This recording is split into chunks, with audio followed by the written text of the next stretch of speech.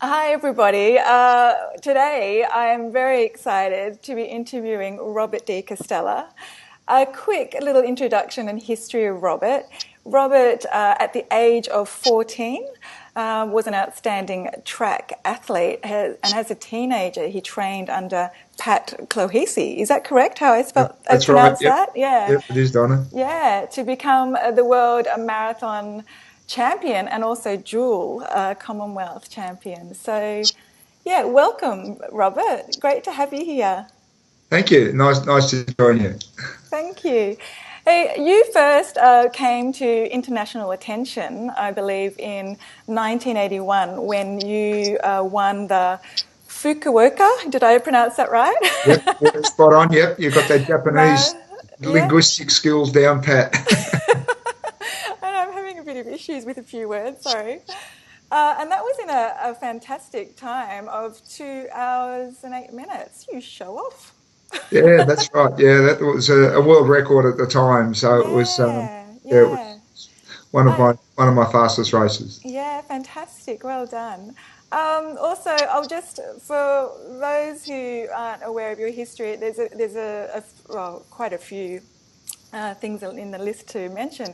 The 1982 Commonwealth Games were in Brisbane, and also in 1983 the Rotterdam Marathon, which you won as well. The Commonwealth Games in 1986, the World Championships in athletics in 83. Shall I go on? Boston Marathon in Yeah, 86. I had a great career. I It know. was wonderful. Yeah. Yeah, fantastic. And so there is a bit of a list, but what my question is, I suppose, with all of those achievements, Robert, which race stands out for you and why?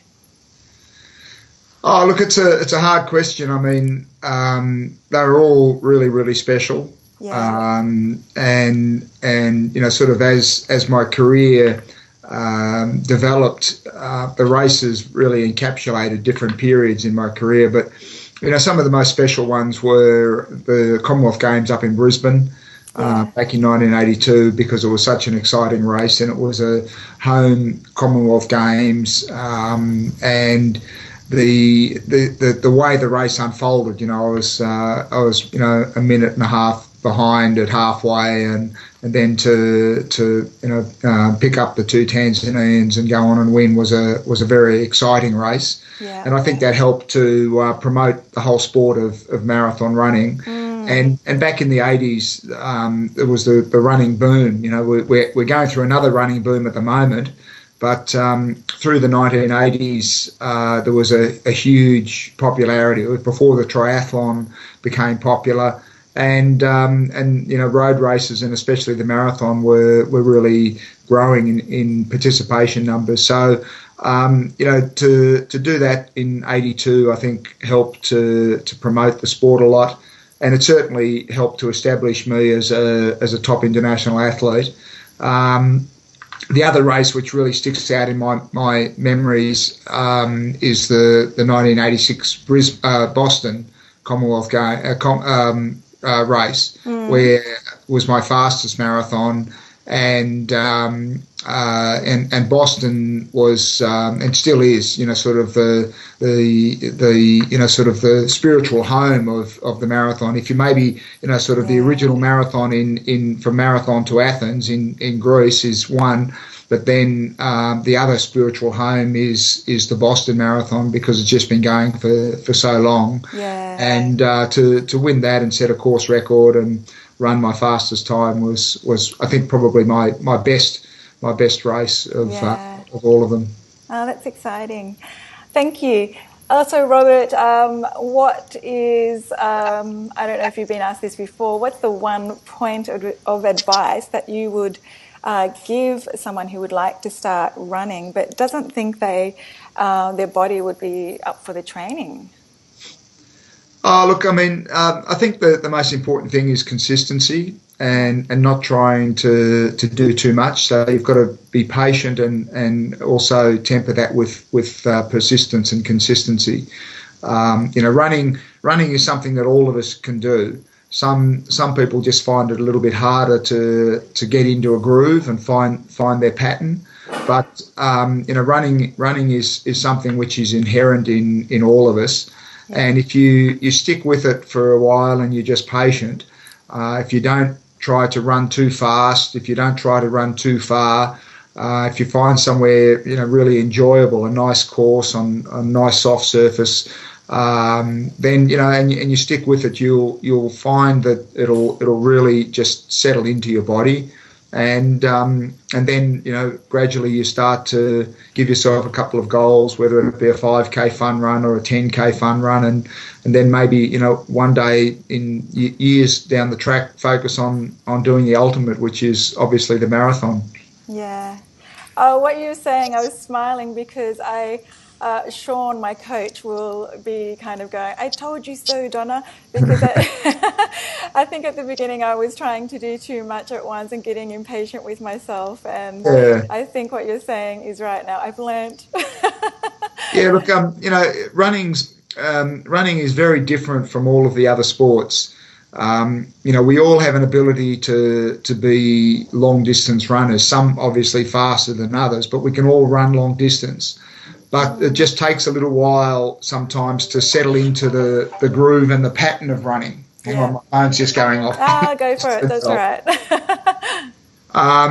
So you really, you just start off, and it's like, you've got to grease the groove. Yeah. We talk about, greasing the groove of running, which means you've got to find the style and the pattern that suits your biomechanics and your body. And before you can grease the groove, you've got to create the groove, and it'll take 2 to 3 months of just consistent, steady running 3 to 4 times a week to actually create the groove. And then once you've actually got that groove and that pattern in, then the more you do, the more comfortable you'll be, and the better your body will respond, and the fitter you'll get, and the easier you'll find it. Thank you. Okay, wise words from an expert. Also, Robert, what's the difference between a good runner to become a world-class runner? What's the major difference in their personality? Do you know what I mean? Yeah, look, I think to be a top runner, it takes 3 things. One is you've got to have the attitude. You've got to be able to perform under pressure. You've got to be able to have that consistency and not overtrain. You've got to listen to your coach. You've got to sort of do all of those things that are a part of your personality. Secondly, you've got to have the physiology, so your heart and your lung and your circulatory system and all of those physiological things need to be there. And thirdly, you need to have a body that's durable, that doesn't break down and get injured. Yeah.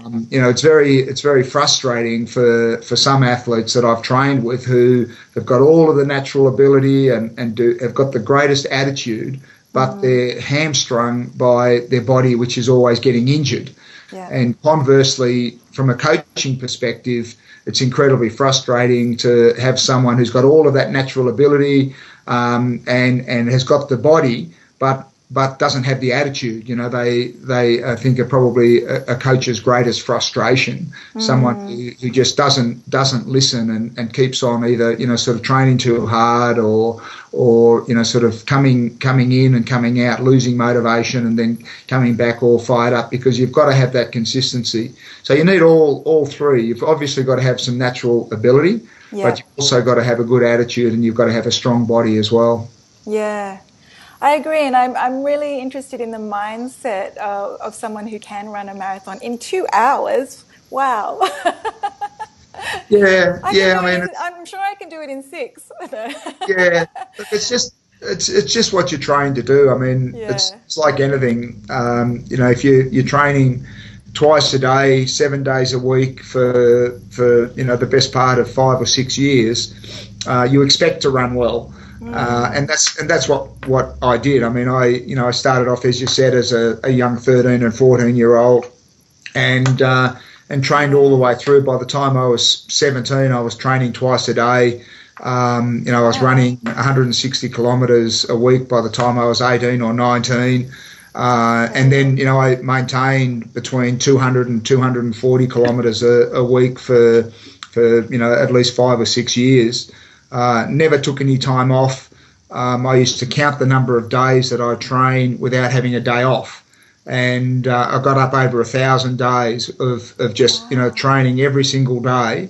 Regardless of whether, I'm not sure it was very sensible, because even if I had the flu or I was sick, I'd still, put on all my tracksuit and beanie, and I'd go out and run for 5 kilometres, which was my minimum run. Yeah.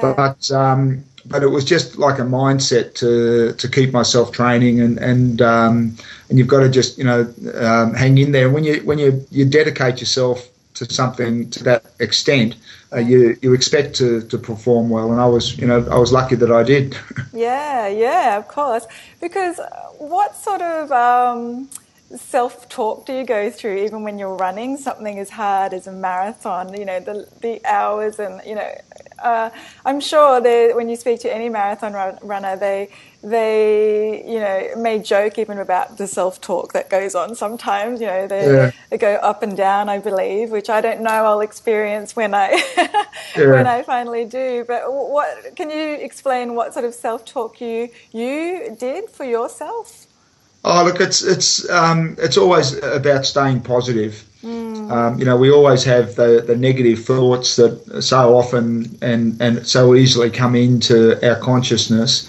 And for me, when I was racing, it was always about just reinforcing the positive and just staying in that positive mindset.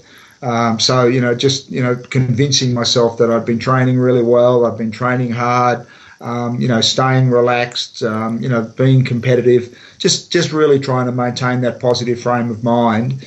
And as soon as you started to hear those little negative voices eating away at you, you'd push them away and just stay focused on the positive. Yeah. Oh, good advice. Thank you.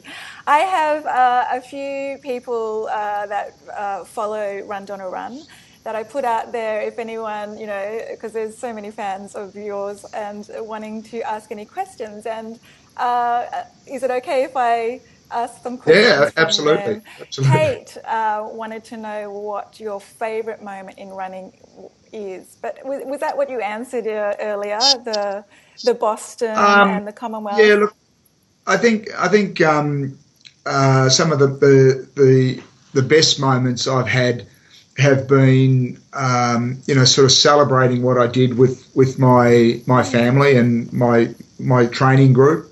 So I'd often train hard back here in Australia, and then go over to Europe or America and compete. And then it was always great coming back and actually sort of just celebrating and acknowledging the contribution that everyone else had made. People say that running is an individual and a solitary thing, but it's not really. It's like anything; you can't do it by yourself. And having the opportunity to just sort of enjoy the achievements with the people who are really close to me, who contributed so much to my success, was great. I just used to be tickled pink by the excitement and the enjoyment that my family and my training partners would get from my success, which was really nice. Yeah. You come from a big family too, don't you, Robert? Being the eldest of 7. Wow. Yeah. That's a big responsibility, being the eldest, is it? It is. I'm the eldest son of the eldest son of the eldest son, so it goes back a fair way. So my dad convinced me at a very young age that I was destined for greatness. And I think that confidence or that self-belief is also really important to instill in our children. It's it's not quite an entitlement, but it's certainly not feeling as though the success is something which they don't deserve and aren't entitled to have. So I never was uncomfortable with being successful.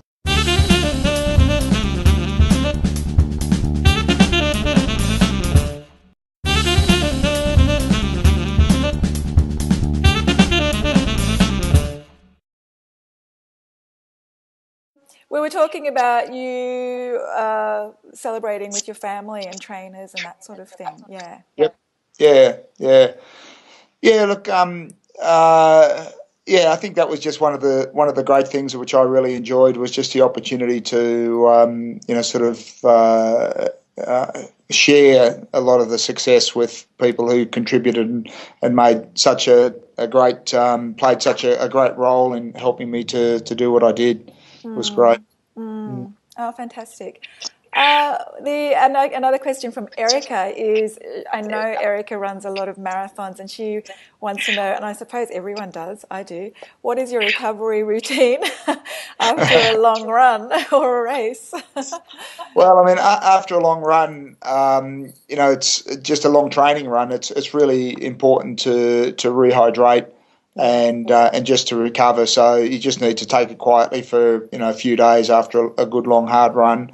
But that whole depletion is really an important part of the preparation. So I think it is really important for your long runs to get to a point where you are actually depleted of glycogen and energy stores, and that helps you to condition your body to use what you have more efficiently, but also to run that last 5 or 10 kilometres of the marathon when you are depleted. I think that's a really important part of it. So you want to recover pretty quickly, but I think to a large extent, trying to do your long runs without the gels and without a lot of those aids, other than making sure that you've had some experience, so that when you go into your race, you're not going to have any stomach problems or anything like that. But the idea of doing your long runs is actually to deplete yourself. And if you're always using the gels and everything on your long runs, then you're sort of, I think, to some extent, minimising the training effect that you get from doing them.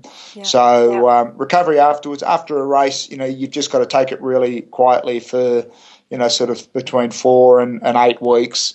Because you don't party for weeks? Still party, but I mean training wise.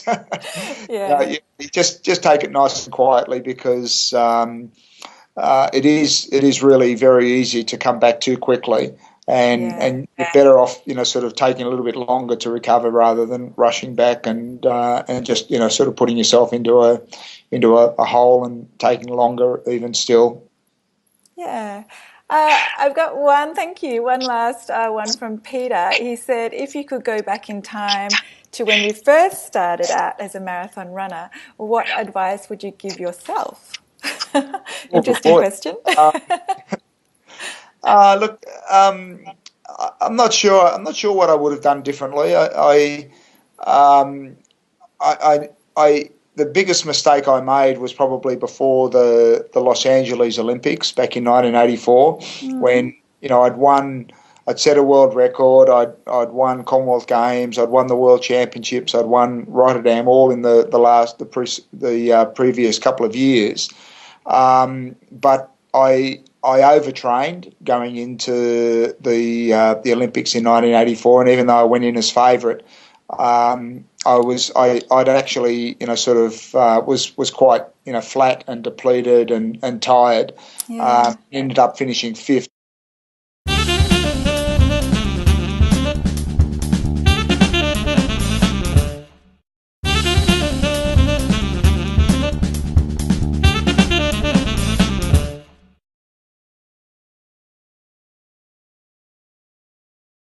Especially that last 2 weeks, you really do need to just jog around, and you almost go to the starting line feeling a little bit sluggish and feeling as though you're a little bit underdone, and you're better off doing that rather than forcing it a little bit and being a little bit tired and depleted on the starting line. So certainly don't over that last week do anything hard. You can still get out and jog. But just sort of look at trying to, if you know what pace you're aiming for, just try to do some short 5K and 10K runs at the pace that you're looking to run in the marathon itself, and just sort of over that last 2 weeks, just really cut back from say 100% down to 80%, and then the week before down to about 60 or 70% of what you've been doing. Yeah. Oh, thank you. Thank you. So, look, it's really important for that last 10K to have reserves in your body, and it is such a tough event on your body, that last 5 or 10 kilometres. So the worst thing you can do is go into the starting line a little bit flat or depleted or fatigued. You really want to be very, very fresh and raring to go. Okay, thank you so much. So, we could go on forever with the running questions, but I will let people. You have retired, of course, and you did that in 1993 to become the director of the Australian Institute of Sport. And in 2003, you launched Deeks, a specialised chain of bakeries and cafes for grain and gluten-free products, which is fantastic because there are so many people out there that with special diets and needs, which is fantastic.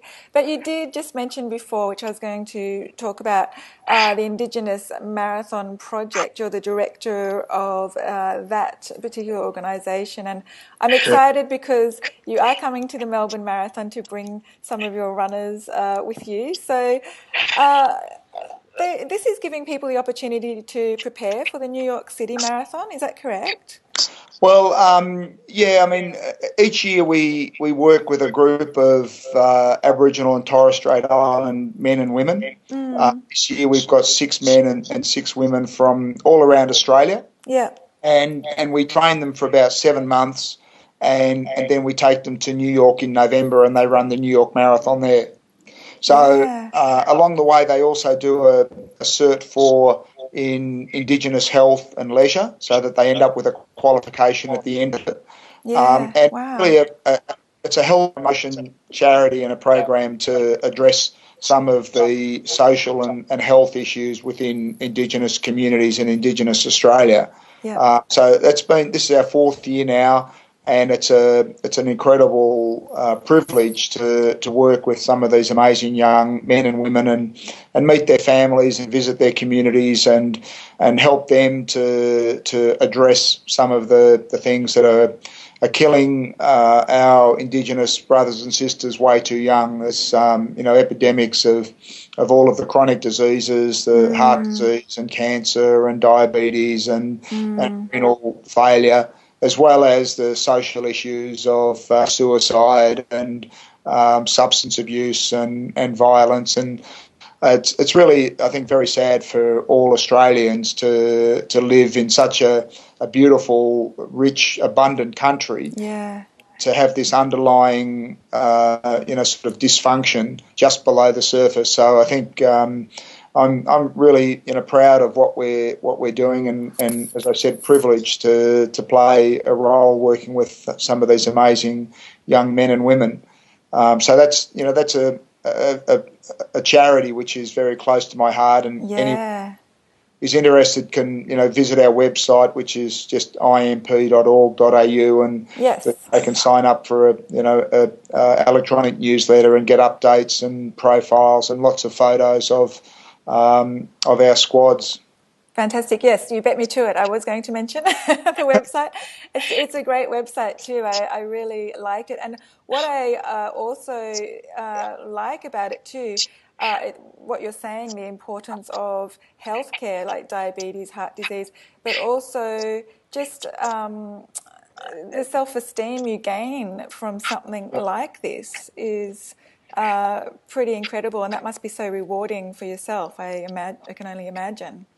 Well, it's a wonderful privilege to contribute, and I know from running, and anyone who runs, and you'd know this as well, that every time you go out and you do a training session and you come back, you just feel good deep inside. You feel you've done something worthwhile. Yeah. And that feeling is magnified 100 times when you run a marathon, let alone doing it in New York with 2.5 million spectators and nearly 40,000 other runners. So the experience is just incredible as a stimulus and as an opportunity to promote personal pride and achievement and integrity. Yeah. And I think one of the great challenges for us within Australia is to find ways to make our Indigenous people proud of what they're doing, so that they then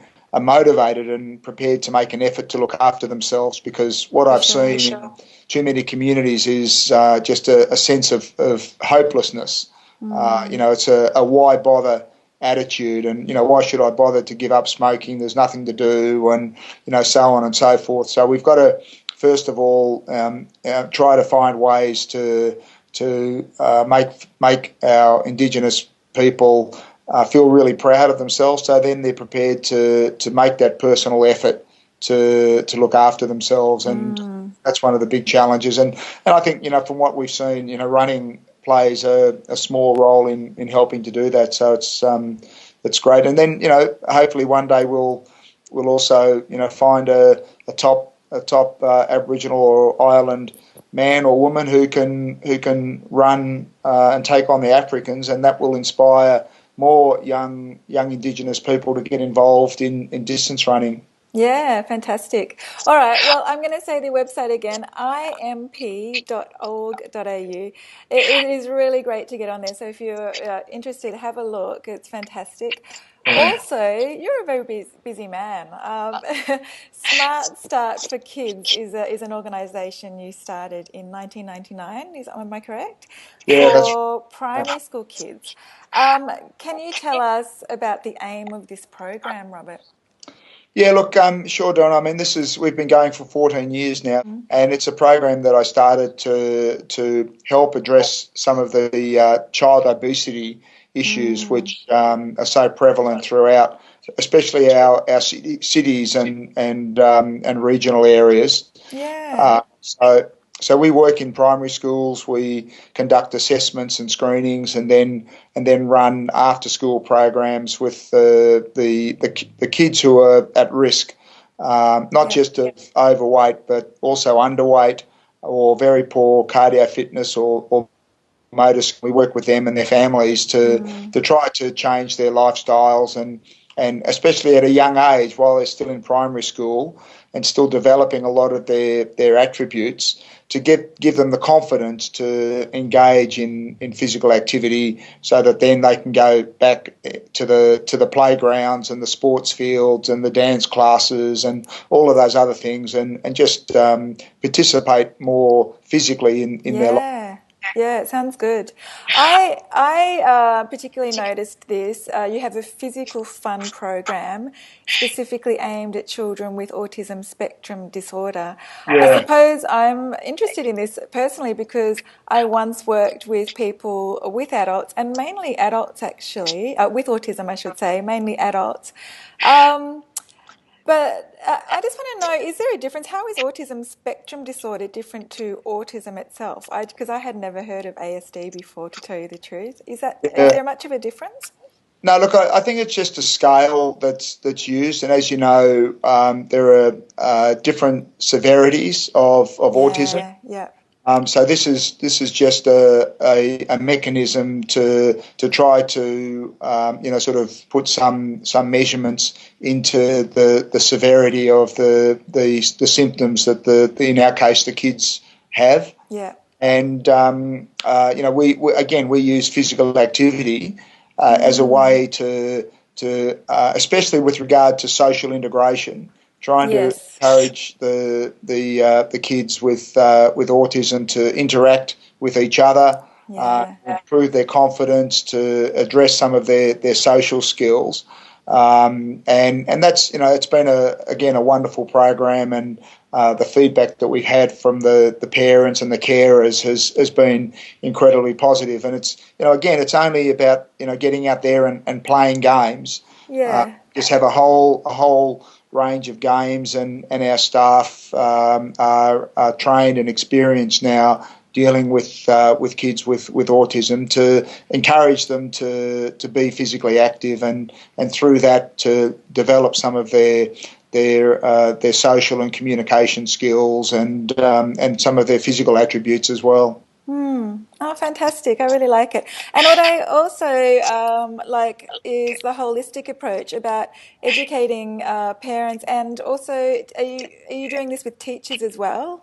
Is there a need for that too? Yeah, not so much with the autism. We tend to focus more sort of away from class, usually running it sometimes in a school, after school, or in a community centre.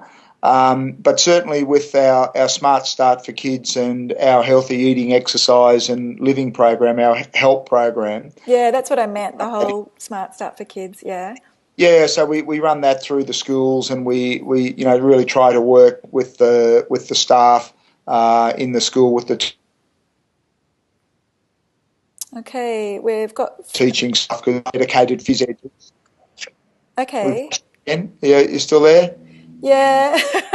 We're freezing, are we? It just froze just one little bit, but that's fine. Okay. We got the message. Yeah. So I mean, it's really, we use a settings approach. So we focus within the school and try to get the teachers and the school and the P&C to address as much as they can. We focus in the home as a setting, and trying to empower the kids, just again through enjoyment, through active play. Yeah. To develop a love of movement, and to develop their physical competencies and skills, so that they enjoy getting out there and being physically active. I like it. When are you coming to Victoria? Because I noticed you at the ACT, New South Wales, Queensland, South Australia. What is with that? Why are we missing out? Oh, well, I mean, I'd love to take our program, wherever we can fund it. I mean, it's a charity. We now have tax deductibility status, so if we can attract more funding and donations, then I'd love to be able to bring it down there and get schools and kids involved, either through the autism program, or obviously finding the resources to do it. Yeah, well, for people that are interested in this, which is fantastic too, the website is smartstartforkids.org.au. We'll put these websites up anyway, and just to let people know. And both of those projects are just wonderful. You were telling me earlier about a particular girl that you're also supporting. That ran the Boston Marathon. Yeah, Emma. Can you just tell us a bit? Do you have time to tell us a bit about that? Sure. Look, yeah. I mean, Emma was in our marathon project in 2012.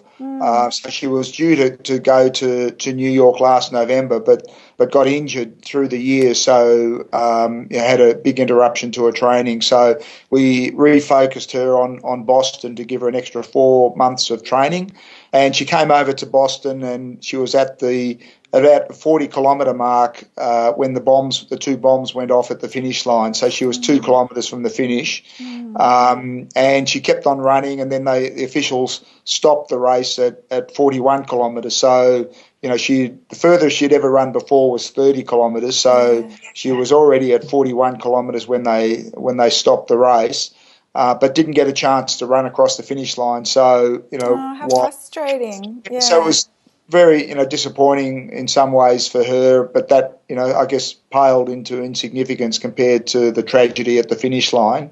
But Anne is really motivated and committed to wanting to run across that finish line. So she's now training up to come to Melbourne and run the Melbourne Marathon in October. Yay. So we're really excited about that, and we're looking to get a group of people to meet her at that 41 kilometres and run that last 1.195 kilometres with her, and then have a bigger group actually at the finish line, and see whether we can really make it a special occasion for her, because she's a wonderful young woman who has trained so hard and has sent such a positive message. But the terrorists really, sort of snatched that opportunity to run across the finish line from her. But we really wanted to turn it around and make it a really special occasion for her in October. Oh, that's brilliant. Please, come along and support Emma at the Melbourne Marathon. Yeah, I'd love to meet her. Absolutely. Yeah, I'm sure you will. Yeah, fantastic. I really thank you for your time. I've got a few fun questions at the end, just to, I don't know, because I want to, because I can. Yeah. If you could, Sure. Robert, be anyone else, who would it be? Geez. I don't know. I'm quite happy being myself, Donna. I suppose that's a good answer. I'd be happy being yourself. So there's no one else that you look up to and go, wow. Look, there's lots of people that I look up to and admire and model myself, aspects of myself on, but I'm just doing my own thing. Good on you. Good answer. All right. If there was a movie about you and your story, who would you like to see play the lead role as you? Oh gosh, these are hard questions, Donna. I don't know. Who would I like to see? I think Sean Connery, because my wife made me grow this little Oh, we've lost you again. goatee. You there? You there? Yeah, I've just got you back. Dropping it I know. out. I was actually thinking the same when I asked you the question. I'm thinking, oh, there's a little bit of Sean Connery going on there. All right. Do you think he'll be up for running though? Well, no, maybe in his prime he might have. I think back in the old days of James Bond, I think he looked pretty good. He's Oh, you did. very gracefully and distinctively now. I just want to reiterate what an inspiration you are to many people, including myself. Whenever I think marathon, I think you, Robert. I think I've told you that before. I suppose an interesting question that I would like to know from you: who is your inspiration? Is there one particular person that has really inspired you?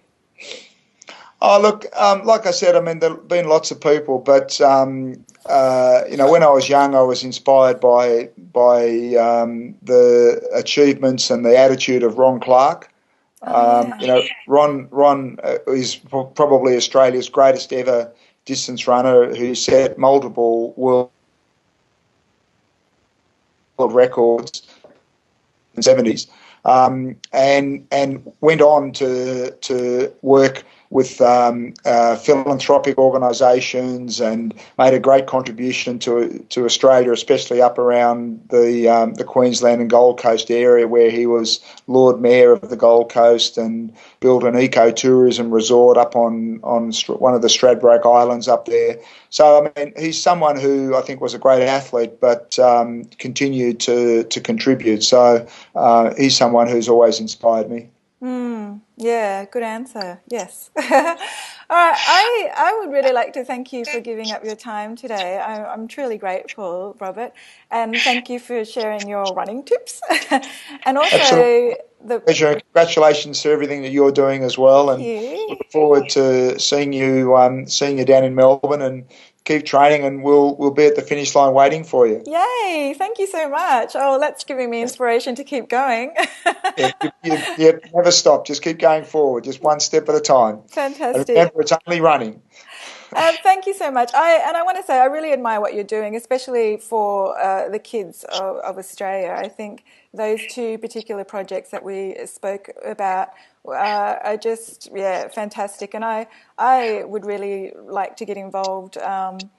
Myself with the Smart Start for Kids. I'll talk to you more about that. But I have my own project at the moment with the Royal Children's Hospital, as you know, too.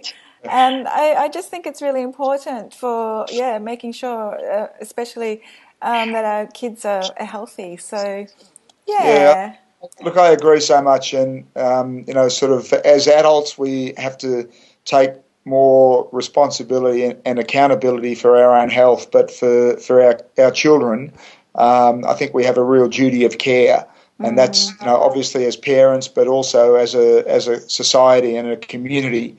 So I think, our children, as everyone says, are our future, and it is really important to give them every opportunity to have a beautiful life. Thank you. Well, thank you so much, Robert. I'll say bye for now, but I will see you at the finish line. Yeah, we'll Will be you waiting there for wait? you. Good on you. Okay, all the best. Bye-bye. Thanks, Robert.